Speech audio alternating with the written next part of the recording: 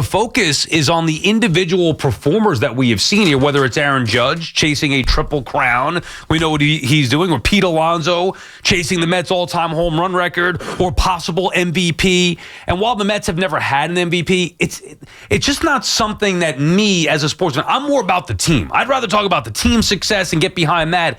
I can't get into the individual accolades, even with it being, for Alonso's case, let's say, the Mets' all-time leader in home runs. It really doesn't do much for me. This, to me, is a great this is a contradiction. It's funny, as I hear you say that, and I know how you feel about that because you've said it before, it doesn't add up to me knowing the other things that you love about the sport, whether it's baseball cards, whether it's This Week in Baseball, the records, collecting the stickers. Like, to me... Well, 62 means something to me. Yeah, I got you.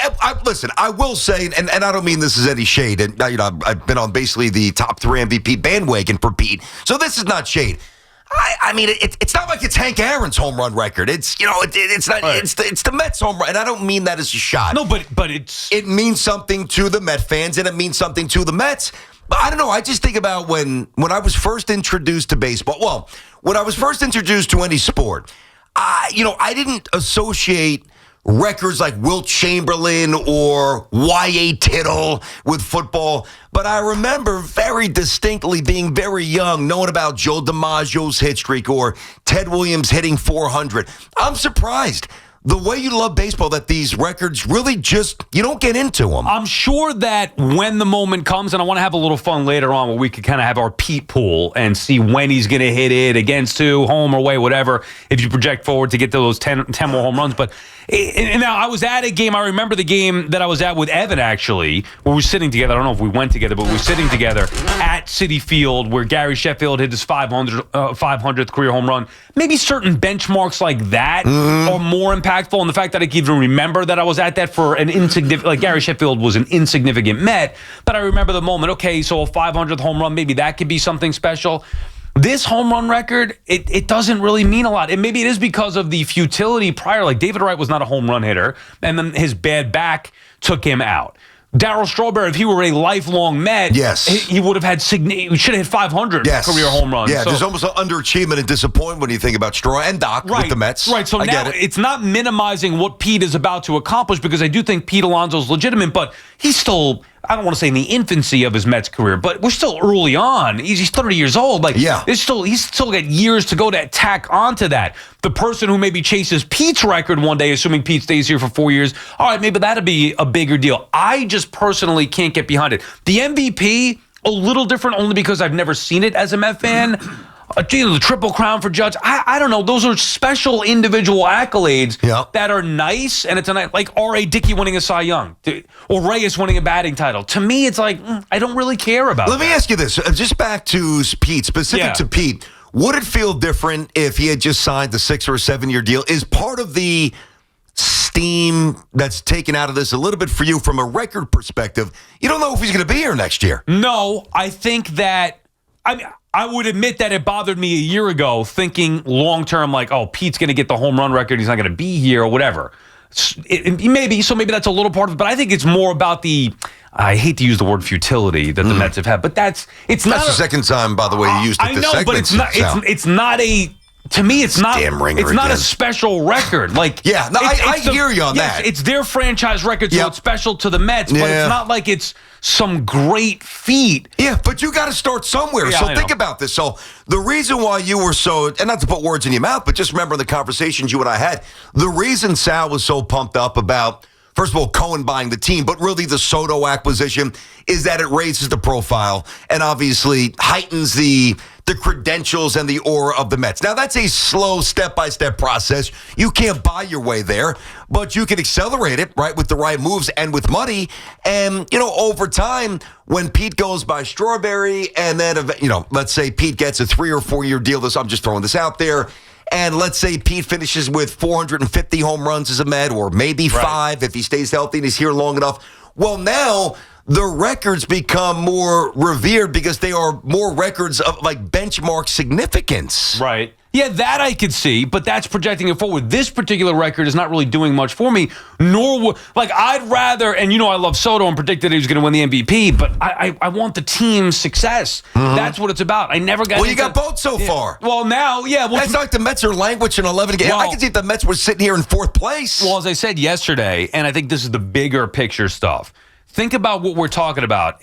For the Mets, who've been in existence since 1962, obviously the Yankees are second to none when it comes to records and history. Like, you look up their all-time home run leaders, it's the all-time greats in the sport. Yep. So that's a totally different end of the spectrum when you compare it to what the Mets have had. And I'm not trying to minimize what has been my favorite franchise, obviously, in Major League Baseball with the Mets.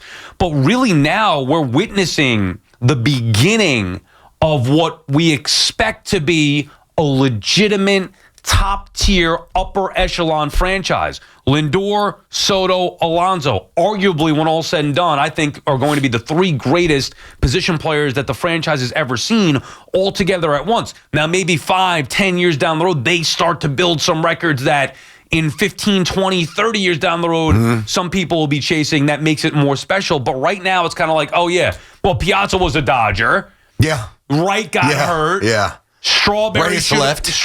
Reyes left. Doc left. There were so many lean years. I don't know if it's because I'm a Met fan or just because the records aren't that special or just because it's me not caring about the individual records as opposed to the team success. I understand that. So to me, you mentioned the Yankees records and I remember when Mattingly hit the home run consecutive games. Dale Long did that, right? I remember actually hearing one of the calls in my car. My dad was young. My dad was driving.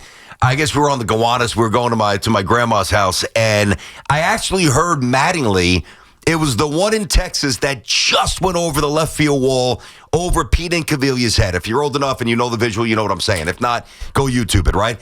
So I love anything with the Yankees, but I also remember, really vividly following and really caring about George Brett's pursuit of 400 in 1980. I was 7. I had just fallen in love with the game. So while I'm a Yankee guy, you're a Met guy, we're baseball guys, I still find baseball's records, even independent of the locals, and the pursuit of those records fascinating. Well, I love them. I don't disagree with that. I'll give you an example. The record I care about most this year, I want to see Judge get 400. Hitting 400 to me is not just an individual thing or a team, team record. Yeah, that's somebody that hit 400 is a major deal. He's not hitting 400. I'm just saying like that, but that's something that I like the chase for 400. Okay, right, like you were talking about with Brett, or we remember it years ago. I remember those. Yeah, 1980. I remember it. Okay, so you go this back. Week in baseball. Even the Mattingly thing, like hitting home runs in consecutive games, hitting 4 home runs in a game. Like, those things are special to me because it involves the entirety of the sport. I guess a franchise record for a team that has not been... Or a batting title for Reyes, who's my guy. I love Reyes, but like a batting title for Reyes in a year where the Mets were useless as a team, or a Cy Young in a year where a team is useless. Like, it just doesn't... Without the team's success behind it, it means less. And Pete's record is not about this year. It's more about a culmination of 2 things: his home run prowess, his power prowess, and the lack of power from the Mets franchise. You need a championship is the bottom line. That's what you need. You need a championship. Or sustained success. I'm happy with where everything's at. I know you are. I just don't. I feel like too big a deal is being made of this. Well, I think it's going to be, by the way, I hope it happens in Queens for Pete, and I hope it happens in Queens for the Met fan. I mean, if not, you can't control whatever, but I think that trot around the bases, I think it's going to be, well, I'm not trying to make it more than it is. I mean, it's not home run number 500. Right, that's what I mean. I get it, but Darryl is a New York baseball icon. It really is. And for Pete to... feel that adulation. And maybe because it was such a complicated journey, like to this point, there was a real chance Pete Alonso hits the home run with Toronto this year or goes somewhere else. I just think it hasn't been linear with Pete. It started at an incredibly high level, breaking Judge's rookie home run record.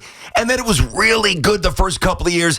And then it took this vicious downturn. The batting average, the fans, hey, maybe we don't need him. Maybe he's not that good of a fielder. Maybe he's not going to age very well. Things that I stand by. But that has been almost paused for now. And I think it's awesome. I'm just happy for the guy. Yeah, and maybe when we get closer to it and starts to become a reality, I'm sure I'll be happy for him and excited for it, but it just doesn't mean as much. Maybe a part of it is because look at the player that Piazza was, even though he did the majority of that, a lot of the damage with the Dodgers. For look at sure. the player that Straw was at his peak. David Wright is his peak. I don't think Alonso has been there yet consistently enough. We were talking about, I hear you. Part of it. I don't know what you want me to tell. I'm trying to get you there, buddy. No, I know. I'm more into the do you care about the Triple Crown for Aaron Judge? Of course. No, it does. Now it doesn't supersede the success of the Yankees. Right. To me, it's always team-oriented stuff first. Right. For sure. But at least if you get both, then you might this year. But at least that's the Triple Crown. 400 listen, is 400. I'm not sitting here trying 62 is 62. Yeah. I'm not trying to connect Pete Alonso passing Darryl and equivocating it to, Ted Williams or or Triple Crown. I got you. But I think it's cool. I just love records. And I'll tell you, the other records in sports, you see things in golf, all this. Even last year, I love Dante DiVincenzo. Dante DiVincenzo, the single season Nick 3-point mark. All right, I enjoyed it, but I'm going to give you a golf clap because I like when Starks did it. I don't know about DiVincenzo. Well, that's what I'm saying. The volume, so many things have changed in sports. Touchdown passes, rushing yards, sacks, whatever it might be. There has been a watered down, to me, basically desensitized nature to the accumulation of records. The volume of doing things now is out of whack, and I still think one of the sacred things in sports is going yard. It's still freaking hard to hit a home run. So I enjoy the home run records more than the other nonsense, which to me doesn't mean a whole lot at this point. BT and Sal on the Fan. Our friends at Town Fair Tire remind you that at Town Fair Tire, you always get the guaranteed lowest price on name brand tires from Connecticut to Maine. Nobody beats Town Fair Tire. Nobody. Larry is in Westchester joining the conversation. What's up, Larry? Hey, Sal, BT. How you doing, guys? Good. How are you? What's happening, buddy? Good. Two things I want to get to. First of all, with Alonso, I'm an old guy, 68, old-time Mets fan. The record is nice, but I still think winning succeeds everything. Sure. It's not how many home runs you hit. Yeah. It's the team's success. Well, Larry, Larry, I'm sorry. I want you to make your next point here, but I say this because you said that you're 68, so you've seen a lot of baseball. You've seen all of Mets baseball. You could very easily be in a Dave King. You could very easily be in a Dave Kingman situation now, where Kingman's launching 40-something home runs, and the Mets are going to win 68 games. So while you guys want to win, and that should always be the mark, right now you've got a chance to do both. Honor a guy who's carved out a nice niche in the franchise, but also win some games and maybe win a championship. Yeah, and I know that, I'm not trying to make it one or the other. Obviously, everybody's going to say team success. I'm just saying, for me as a fan, personally, Sal, as a fan, I don't really get into the individual. I'm giving you examples where the Mets have had success before. Now, DeGrom was a little different because of his dominance, and he did it consistently, the back-to-back Cy Youngs. Yep. A little different, but even then, I was like, I was more frustrated with that because he didn't run support. I wanted them to pitch game one of the postseason. I'm more aggravated with the Mets for wasting what was the best pitcher that I ever saw for 2 years, not having him pitch. It is criminal that Jacob DeGrom at his peak with the Mets did not pitch game one of a postseason series. Jose Reyes batting title. R.A. Dickey Cy Young. Yeah, that's fun. But I wanted to be combined with the team success. And Pete is not about just a season or an incredible season, which, by the way, he may have. The MVP means a lot more to me than the home run record. Yeah, as it should. Never happened before. If he or Lindor could win an MVP, now do I really go out and buy T-shirts and MVP? No, I'm not gonna. I just don't get into that. Well, he's all about the MVP hashtag, and some fans would be. Yeah. I'd like to have the Mets, win an MVP. I think that would be a nice box to check. But it does not mean as much to me without the team's success. Jason is calling from Brooklyn. What's up, Jason? What up, Jay?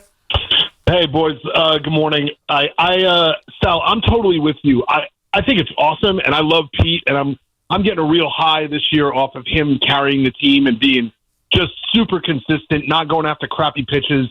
He's just playing smarter, and it's so much fun. But the home run record's nice, but it reminds me of when Santana got the no-hitter, and every Met fan was taking their shirt off and running the street. They got a no-hitter. Who cares?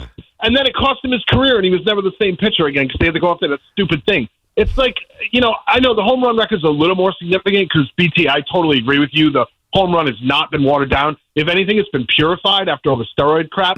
So I think it's great, but obviously team success. But I'm just more happy to see Pete just playing his game is like so well-rounded this year. It's great. He looks, thanks, fellas. yeah, thank you, JC. He looks happier. He's having more fun.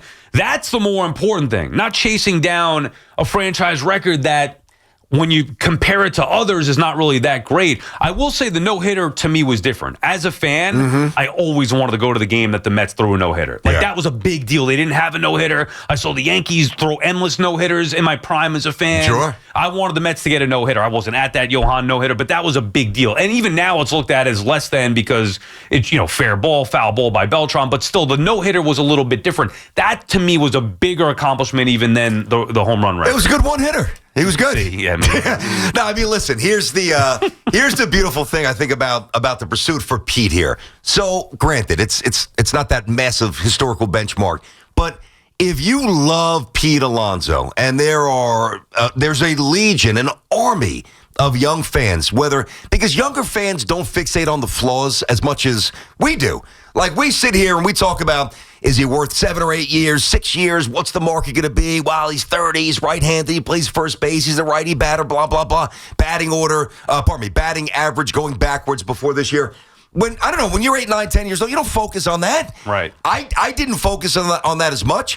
So I think what this is doing is probably reinforcing the fact that Pete's going to be here longer than we thought. And to me, so it's less about the record because, again, it is, no disrespect, but it's a nominal achievement compared to some of the all-time great marks. But the better Pete plays and the more home runs he hits, the more likely it is that Pete's going to be here for a while. Yeah. And that's got to be a good thing for the Met fan. Yeah, the Met fan wanted them off of 2 down years, so they're certainly going to want them to remain here. And by the way, I've come around to that. I don't know how you can move on from Pete, especially now when you take out Vlad as an option. Like, what are the other options? We could have that conversation. But I think it ties in. For me, it's I don't know if there's a direct correlation. Right, because if you broke it and bounced, correct, that would really... That's what I'm saying. Yeah, that would bother me. All right, when we come back, I asked Hop during that segment there to look up the all-time home run leaders for each franchise. Oh, I love it. And we're getting nerdy today. Well, I want to see where, not just all the numbers, but where the Mets, because initial thought, you would think, like, the Mets record, what is it, 250? You know what, I'll guess. I won't even look at it. I'll guess coming up. I'll kind of, so basically what you're saying is the Mets home run record in relation to all the other teams in baseball, I'll guess. I'm not going to look at all. All right, BT and Sal on the fan. We'll continue the conversation when we come back. We'll get into the next. We'll work in some football to the conversation as well today. 888-808-1019.